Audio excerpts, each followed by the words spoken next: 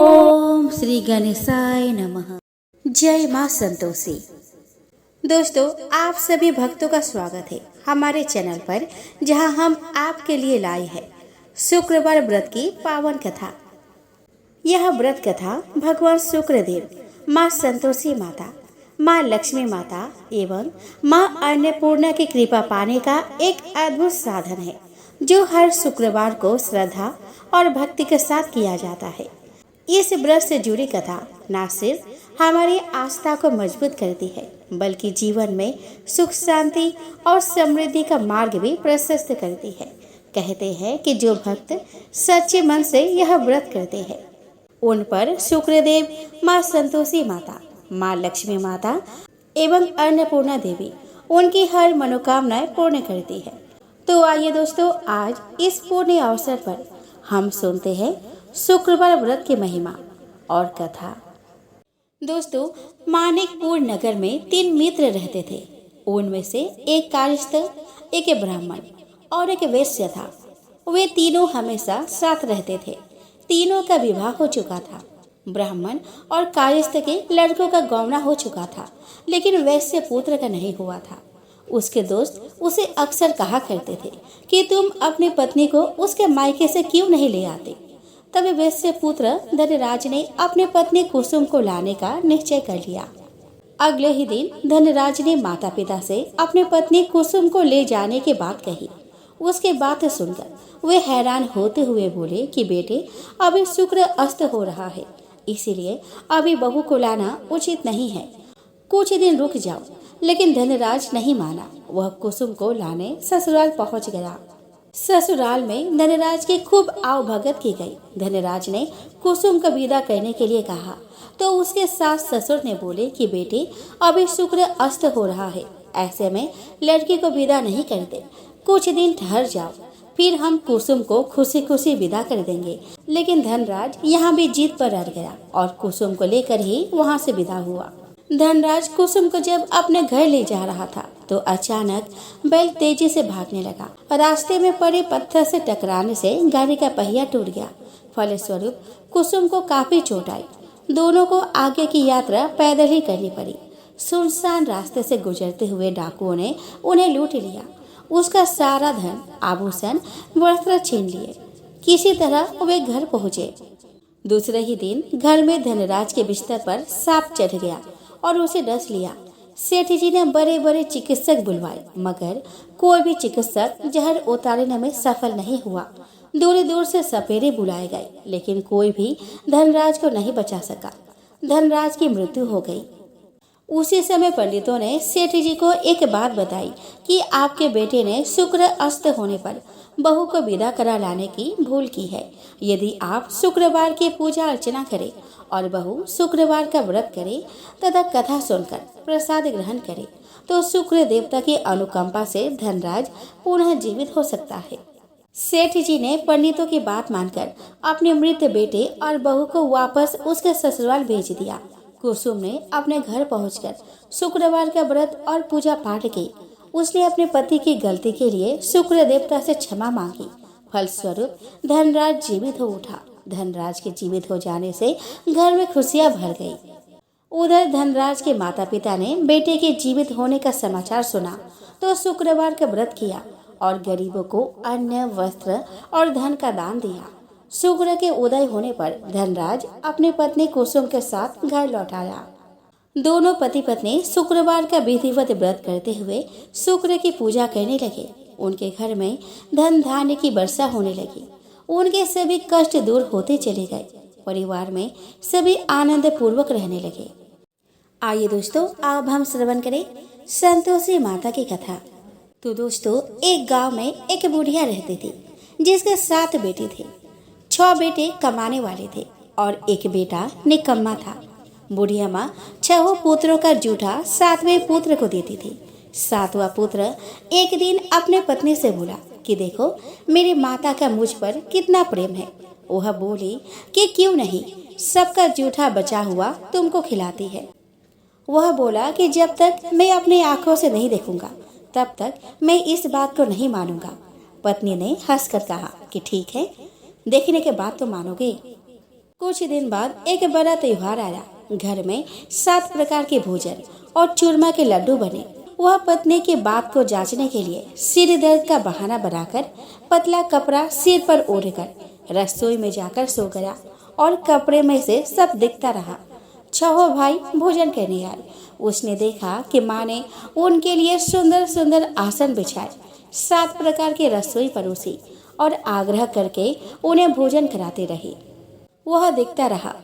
छहो भाई भोजन करके उठ गए। तब माँ ने उनकी 5 थालियों में से लड्डुओं के टुकड़ों को उठाया और एक लड्डू बनाया। जूठन साफ कर माँ ने उसे पुकारा, उठ बेटा उठ, तेरे भाइयों ने भोजन कर लिया, तू भी उठकर भोजन कर ले। उसने कहा कि माँ मुझे भोजन नहीं करना, मैं परदेश जा रहा हूँ। माता ने कहा कि कल जाना हो तो आज ही जा। वह बोला कि हाँ हाँ जा रहा हूँ। यह कहकर वह घर से निकल गया। चलते समय उसे पत्नी की याद आई। वह गौशाला में कंडे थाप रही थी।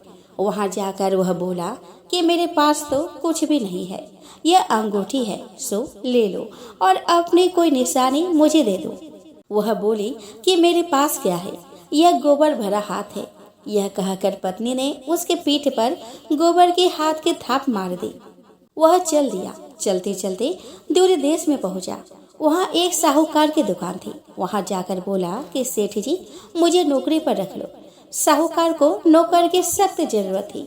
साहूकार ने कहा कि काम देखकर तनख्वाह मिलेगी। उसने कहा कि सेठ जी जैसा आप ठीक समझे। उसे साहूकार के यहाँ नौकरी मिल गई। वह वहाँ पे दिन रात काम करने लगा। कुछ दिन में दुकान का लेन देन, हिसाब किताब, ग्राहकों को माल बेचना, सारा काम करने लगा। साहूकार के 7-8 नौकर थे। वे सब चक्कर खाने लगे, लेकिन उसने अपने लगन, परिश्रम और ईमानदारी से सभी को पीछे छोड़ दिया। उसे अपने किए का फल मिला। सेठ ने भी उसका काम देखा और 3 महीने में ही उसे मुनाफे में साझेदारी बना लिया। परिश्रम करते करते 12 बरस में ही वह नगर का नामी सेठ बन गया और सेठ अपना सारा कारोबार उस पर छोड़कर बाहर चला गया। इधर उसकी पत्नी पर क्या बीती वह सुने। सास ससुर उसे दुख देने लगे। गृहस्थी का सारा काम करवाकर उसे लकड़ी लेने जंगल भेजते। इस बीच घर की रोटियों के आटे से जो भूसी निकलती उसकी रोटी बनाकर रख दी जाती और फूटे नारियल के नरीली में पानी दिया जाता। इस तरह दिन बीतते रहे। एक दिन वह जब जंगल में लकड़ी लेने जा रही थी तो उसे रास्ते में बहुत सी स्त्रियां संतोषी माता का व्रत करती दिखाई दी। वह यहाँ खड़ी होकर पूछने लगी कि बहनों, यह तुम किस देवता का व्रत करती हो और इसके करने से क्या फल होता है? इस व्रत के करने की क्या विधि है? यदि तुम अपने इस व्रत का विधान मुझे समझा कर कहोगी तो मैं तुम्हारा बड़ा एहसान मानूंगी। उनमें से एक स्त्री बोली कि सुनो, यह संतोषी माता का व्रत है। इसके करने से निर्धनता, दरिद्रता का नाश होता है, लक्ष्मी आती है, मन की चिंताएं दूर होती है, मन को प्रसन्नता और शांति मिलती है, निपुति को पुत्र मिलता है, प्रीतम बाहर गया हो तो वह शीघ्र लौट आता है, कुंवारी कन्या को मनपसंद वर मिलता है, चलता मुकदमा खत्म हो जाता है, कलह कलेश की निवृत्ति हो, सुख शांति होती है, घर में धन जमा हो, धन जायदाद का लाभ होता है तथा और भी मन में जो कुछ कामना हो सब संतोषी माता की कृपा से पूरी हो जाती है। इसमें संदेह नहीं। वह पूछने लगी कि यह व्रत कैसे किया जाता है, यह भी बताओ तो बड़ी कृपा होगी। वह स्त्री कहने लगी कि बिना परेशानी, श्रद्धा और प्रेम से जितना भी बन सके प्रसाद लेना, 5.25 पैसे से 5.25 आने तथा इससे भी ज्यादा शक्ति और भक्ति के अनुसार गुड़ और चना ले। हर शुक्रवार को निराहार रहकर कथा कहना और सुनना, लगातार नियम का पालन करना। कथा सुनने वाला कोई ना मिले तो घी का दीपक जलाकर उसके आगे जल के पात्र को रखकर कथा कहना, परंतु नियम ना टूटे। जब तक कार्य सिद्ध ना हो नियम पालन करना और कार्य सिद्ध हो जाने पर व्रत का उद्यापन करना। 3 मास में माता पूरा फल प्रदान करती है। यदि किसी के ग्रह खोटी है तो भी माता 1 वर्ष में अवश्य उनको अनुकूल करती है। कार्य सिद्ध होने पर ही उद्यापन करना चाहिए। उद्यापन में 2.5 सेर आटे का खाजा तथा इसी अनुसार खीर तथा चने का साग बनाना, 8 बच्चों को भोजन कराना, जहाँ तक मिले देवर जेठ भाई बंधु कुटुंब के लड़के लेना, ना मिले तो रिश्तेदारों और पड़ोसियों के लड़के बुलाना, उन्हें भोजन कराना, यथाशक्ति दक्षिणा देना, माता का नियम पूरा करना। ध्यान रखना उस दिन घर में कोई खटाई ना खाए। यह सुन वह वहाँ से चल दी।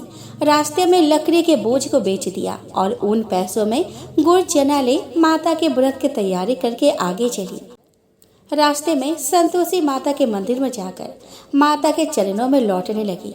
विनती करने लगी कि माँ, मैं दीन हूँ, निपट मूर्ख हूँ, व्रत के नियम कुछ नहीं जानती, मैं बहुत दुखी हूँ। हे माता, मेरा दुख दूर कर, मैं तेरी शरण में हूँ। माता को दया आ गई। एक शुक्रवार बीता कि दूसरे शुक्रवार को ही उसके पति का पत्र आया और तीसरे शुक्रवार को उसका भेजा हुआ पैसा आ पहुंचा। यह देखकर जेठानी मुंह सिकोड़ने लगी। इतने दिनों के बाद इतना पैसा आया, इसमें क्या बुराई है। लड़के ताने देने लगे कि काकी के पास अब पत्र आने लगे, रुपया आने लगा, अब तो काकी की खातिर बढ़ेगी, अब तो काकी बुलाने से भी नहीं बोलेगी। बेचारी सरलता से कहती कि भैया पत्र आया है, रुपया आए तो हम सब के लिए अच्छा है। ऐसा कहकर आंखों में आंसू भरकर संतोषी माता के मंदिर में जाकर मातेश्वरी के चरणों में गिरकर रोने लगी कि माँ, मैंने तुमसे पैसा नहीं मांगा, मुझे पैसे से क्या काम, मुझे तो अपने सुहाग से काम है। मैं तो अपने स्वामी के दर्शन और सेवा मांगती हूँ। तब माता ने प्रसन्न होकर कहा कि जा बेटी, तेरा स्वामी जल्दी ही आएगा। यह सुन खुशी से बावली होकर वह घर आकर काम करने लगी। संतोषी माँ विचार करने लगी कि इस भोली पुत्री से मैंने कह तो दिया कि तेरा पति शीघ्र आवेगा, पर आएगा कहाँ से। वह तो इसे स्वप्न में भी याद नहीं करता, उसे इसके याद दिलाने तो मुझे ही जाना पड़ेगा। संतोषी माता ने उस बुढ़िया के बेटे को स्वप्न में समझाया कि पुत्र, तेरे घर वाली कष्ट उठा रही है। वह बोला कि हाँ माता, यह तो मुझे भी मालूम है, परंतु क्या करूं, वहाँ कैसे जाऊं, परदेश की बात है, लेन देन का सारा हिसाब किताब है, कोई जाने का रास्ता नजर नहीं आता। आप ही कोई राह दिखाए कि वहाँ मैं कैसे जाऊं। माँ कहने लगी कि सवेरे नहा धोकर संतोषी माता का नाम ले, घी का दीपक जला, दंडवत कर और दुकान पर जाकर बैठना। देखते ही देखते तेरा लेन देन चुक जाएगा, जमा माल बिक जाएगा, सांझ होते होते धन का ढेर लग जाएगा। वह अगले दिन सुबह बहुत जल्दी उठा। उसने अपने मित्र बंधुओं परिचितों से स्वप्न में माता द्वारा कही गई बात कह सुनाई। वे सब उसके बात सुनकर उसके खिल्ली उड़ाने लगे। वे कहने लगे कि कहीं कभी सपने की बात भी सच्ची होती है। एक बूढ़ा व्यक्ति बहुत समझदार था। वह बोला कि देखो भाई, मेरी बात मानो, इस तरह सांझ या झूठ कहने के बदले देवता ने जैसा कहा है वैसा ही करना, तेरा क्या जाता है। बूढ़े की बात मानकर नहा धोकर उसने संतोषी माता को प्रणाम किया, फिर घी का दीपक जलाकर दुकान पर जा बैठा। शाम तक धन का ढेर लग गया। वह हैरान हुआ, मन में संतोषी माता का नाम लेकर प्रसन्न होकर घर जाने के वास्ते गहना कपड़ा व सामान खरीदने लगा। सभी काम से निपट अपने घर को रवाना हुआ। उधर उसकी पत्नी जंगल में लकड़ी लेने गई। लौटते वक्त थक जाने के कारण संतोषी माता के मंदिर पर विश्राम करने बैठ गई। यह तो उसका रोज रुकने का स्थान था। धूल उड़ती देख उसने माता से पूछा कि हे माता, यह धूल कैसी उड़ रही है। माँ ने कहा कि हे पुत्री, तेरा पति आ रहा है, अब तू ऐसा कर, लकड़ियों के 3 बोझा बना, एक नदी के किनारे रख, दूसरा मेरे मंदिर पर और तीसरा अपने सिर पर रख। तेरे पति को लकड़ी का गड्ढा देखकर मोह पैदा होगा, यहाँ वह रुकेगा, नाश्ता पानी बना खाकर माँ से मिलने जाएगा। तू लकड़ी का बोझ उठाकर जाना और बीच चौक में लकड़ी का बोझा उतारकर 3 आवाजें जोर से लगाना कि लो सासू जी, लकड़ियों का गट्ठा लो, भूसी की रोटी दो, नारियल के खोपरे में पानी दो, आज कौन मेहमान आ रहा है। संतोषी माँ की बात सुनकर वह बहुत अच्छा माँ ऐसा कहकर प्रसन्न मन से लकड़ियों के 3 बोझ बना लाई। एक नदी के तट पर, दूसरा माता के मंदिर पर रखा। इतने में ही मुसाफिर वहां आ पहुंचा। सूखी लकड़ी देख उसको इच्छा हुई कि अब यही विश्राम कर ले और भोजन बनाकर खा पी कर गांव चले। इस प्रकार भोजन कर विश्राम कर वह अपने गांव में आ गया। उसी समय बहू सिर पर लकड़ी का गट्ठा ले आई। उसने गट्ठा को आंगन में डाला और जोर से 3 आवाजें लगाई कि लो सासू जी, लकड़ी का गट्ठा लो, भूसे की रोटी दो, नारियल के खोपर में पानी दो, आज कौन मेहमान आ रहा है।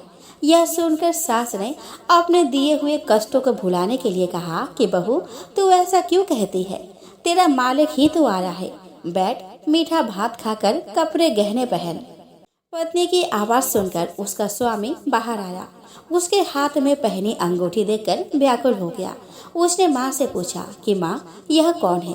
माँ बोली, बेटा तेरी पत्नी है, आज 12 बरस हो गए हैं जब से तू गया है, तब से सारे गांव में जानवर की तरह भटकती फिरती है, काम काज कुछ नहीं करती, 4 समय आकर खा जाती है। अब मुझे देखकर भूसी की रोटी और नारियल के खापरे में पानी मांगती है। वह बोला कि माँ, मैंने इसे भी देखा है और तुम्हें भी, मुझे दूसरे घर की चाबी दो, मैं वहाँ रहूँगा। ठीक है बेटा, जैसे तेरी मर्जी।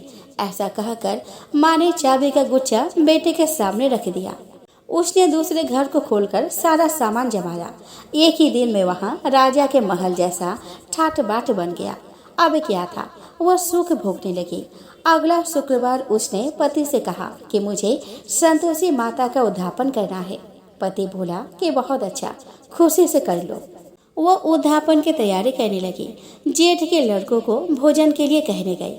उन्होंने मंजूर किया, परंतु पीछे से जेठानी ने अपने बच्चों को सिखलाया कि देखो रे, भोजन के समय सब लोग खटाई मांगना, जिससे उसका उद्यापन पूरा ना हो। लड़के भोजन करने आए, खीर पेट भर खाई, परंतु बात याद आते ही कहने लगे कि हमें कुछ खटाई खाने को दो, खीर खाना हमें भाता नहीं, देखकर अरुचि होती है। लड़के उठ खड़े हुए, बोले कि पैसे लाओ। भोली बहू कुछ नहीं जानती थी, उसने उन्हें पैसे दे दिए। लड़कों ने बाजार जाकर उन पैसों से इमली खरीदी और खाई। यह देखकर बहू पर माताजी ने कोप किया। राजा के दूत उसके पति को पकड़ कर ले गए। अब सब मालूम हो जाएगा जब जेल की रोटी खाएगा। बहू से यह वचन सहन नहीं हुआ। वह संतोषी माता के मंदिर में गई और कहने लगी कि माता, तुमने यह क्या किया, हंसाकर क्यों रुलाने लगी। माता बोली कि पुत्री, तूने मेरा व्रत भंग किया है, इतनी जल्दी सब बातें भुला दी। वह बोली कि माता, भूली तो नहीं हूँ, ना कुछ अपराध किया है, मुझे तो लड़कों ने भूल डाल दिया, मुझे क्षमा करो माँ। माँ बोली कि ऐसी भूल भी कहीं होती है। यह बोली कि अब कोई भूल नहीं होगी। अब बताओ मेरे पति कैसे आएंगे। माँ बोली कि पुत्री, जा, तेरा पति तुझे रास्ते में ही आता मिलेगा। वह मंदिर से निकलकर बाहर आई तो रास्ते में उसे अपना पति आता हुआ मिला। उसने पूछा कि कहाँ गए थे। वह बोला कि इतना धन जो कमाया है उसका कर राजा ने मांगा था, वह भरने गया था। वह प्रसन्न होकर बोली कि भला हुआ, अब घर चलो। फिर अगला शुक्रवार आया। वह बोली कि मुझे माता का उद्यापन करना है। पति ने कहा कि ठीक है, करो। वह फिर जेठ के लड़कों से भोजन को कहने गई। जेठानी ने लड़कों को सिखा दिया कि तुम पहले ही खटाई मांगना। लड़के भोजन करने बैठे, लेकिन भोजन करने से पहले ही कहने लगे कि हमें खीर पूरी नहीं भाती, जी बिगड़ता है, कुछ खटाई खाने को दो। वह बोली कि खटाई खाने को नहीं मिलेगी, खाना खाना हो तो खाओ। उनके उठकर चले जाने पर उसने ब्राह्मणों के लड़के बुलाकर भोजन करवाया। दक्षिणा की जगह उन्हें एक एक फल दिए। इससे संतोषी माता प्रसन्न हो गई। माता की कृपा से 9 माह बाद उसको चंद्रमा के समान एक सुंदर पुत्र पैदा हुआ। पुत्र को लेकर वह प्रतिदिन संतोषी माता के मंदिर में जाने लगी। माँ ने सोचा कि वह रोज आती है, आज क्यों न मैं ही इसके घर चलूं, इसका असरा देखो तो सही। यह विचार कर माता ने भयानक रूप बनाया। गुड़ और चने से सना मुख, ऊपर से मूड के समान ओठ, उस पर मक्खियां भिनभिना रही थी। दहलीज पर पैर रखते ही उसकी सास चिल्लाई कि देखो रे, कौन चुड़ैल डाकिनी चली आ रही है, इसे भगाओ, नहीं तो सबको खा जाएगी। बहू रोशनदान से देख रही थी। वही प्रसन्न हो उठी। आज मेरी माता मेरे घर आई है, यह कहकर दूध पीते बच्चों को गोद उतार दिया। इस पर उसके सास क्रोध में भरकर बोली कि अरे रांड, इसे देखकर कैसी उतावली हुई है जो बच्चे को पटक दिया। इतने में माँ के प्रकोप से जहाँ देखो वहाँ लड़के ही लड़के नजर आने लगे। वह बोली कि माँ जी, मैं जिनका व्रत करती हूँ यह वही संतोषी माता है। इतना कहकर उसने झट से घर के सारे किवाड़ खोल दिए। सबने माता के चरण पकड़ लिए और विनती कर कहने लगे कि हे माता, हम मूर्ख है, अज्ञानी है, तुम्हारे व्रत की विधि हम नहीं जानते। तुम्हारे व्रत भंग कर हमने बड़ा अपराध किया है। हे माता, आप हमारे अपराधों को क्षमा करो। इस प्रकार बार बार कहने पर संतोषी माता प्रसन्न हुई। इसके बाद उसकी सास कहने लगी कि हे संतोषी माता, आपने बहू को जैसा फल दिया वैसा सबको देना। जो यह कथा सुने या पढ़े उसका मनोरथ पूर्ण हो। तो प्रेम से बोलिए संतोषी माता की जय हो। अब हम श्रवण करें लक्ष्मी माता की कथा। तो दोस्तों, काफी समय पुरानी बात है। एक गांव था जिसमें एक गरीब ब्राह्मण रहता था। वह भगवान विष्णु का भक्त था। वह नियमित रूप से श्री विष्णु जी की पूजा करता था। एक बार श्री हरि ने उसे ब्राह्मण की पूजा से प्रसन्न होकर उसे वर मांगने को कहा। तब ब्राह्मण ने इच्छा जाहिर की कि लक्ष्मी जी का निवास उसके घर में हो जाए। यह सुनकर विष्णु जी ने लक्ष्मी जी की प्राप्ति का मार्ग ब्राह्मण को बता दिया। विष्णु जी ने कहा कि मंदिर के सामने एक स्त्री आती है जो यहाँ आकर उपले थोपती है। उसे अपने घर आने का निमंत्रण दो। वह धन की देवी है। जब लक्ष्मी जी तुम्हारे घर आएंगी तो तुम्हारा घर धन धान्य से भर जाएगा। इतना कहकर विष्णु जी ध्यान मग्न हो गए। अगले दिन सुबह 4 बजे से ही मंदिर के सामने ब्राह्मण आकर बैठ गया। कुछ ही देर में लक्ष्मी जी उपले थापने वहां पे आ गई। ब्राह्मण ने उनसे उसके घर आने का निवेदन किया। यह सुनकर लक्ष्मी जी समझ गई कि यह सब विष्णु जी ने उसे करने के लिए कहा है। तब उन्होंने ब्राह्मण से कहा कि तुम महालक्ष्मी व्रत करो। यह व्रत 16 दिनों तक व्रत करने और 16वें दिन रात को चंद्रमा को अर्घ्य देने के बाद ही तुम्हारा मनोरथ पूरा होगा। इसके बाद लक्ष्मी जी का पूजा कर ब्राह्मण ने देवी को उत्तर दिशा की ओर मुँह करके पुकारा। उसकी तपस्या से प्रसन्न होकर माँ ने अपना वचन पूरा किया। तब से ही यह व्रत पूरी श्रद्धा से किया जाता है। ऐसा करने से व्यक्ति को माँ का आशीर्वाद प्राप्त होता है। आइए दोस्तों, अब हम श्रवण करें माँ अन्नपूर्णा की एक छोटी सी कथा। तो दोस्तों, एक पौराणिक कथा के अनुसार एक बार जब पृथ्वी लोक पर अन्न और जल समाप्त होने लगा तो जनमानस में हाहाकार मच गया। ऋषियों और मुनियों ने भगवान ब्रह्मा तथा भगवान विष्णु को इस संकट से अवगत कराया। तत्पश्चात ब्रह्मा जी और विष्णु जी समस्त ऋषियों और मुनियों के साथ कैलाश पर पहुँचे। ब्रह्मा जी ने भगवान शिव से कहा कि प्रभु, पृथ्वी पर अन्न और जल की कमी हो गई है। आप ही कुछ कीजिए और इस संकट से सबकी रक्षा कीजिए। भगवान शिव ने देवताओं को आश्वासन दिया कि सब कुछ यथावत हो जाएगा, बस वे शांति बनाए रखें। तत्पश्चात भगवान शिव ने पृथ्वी का भ्रमण किया। उसके उपरांत माता पार्वती ने अन्नपूर्णा रूप ग्रहण किया। भगवान शिव ने भिक्षु का रूप ग्रहण करके माता अन्नपूर्णा से भिक्षा ले पृथ्वी वासियों में अन्न जल वितरित किया। इस प्रकार सभी प्राणियों को अन्न और जल की प्राप्ति हुई। सभी हर्ष के साथ माता अन्नपूर्णा की जय जयकार करने लगे। तो प्रेम से बोले माँ अन्नपूर्णा की जय।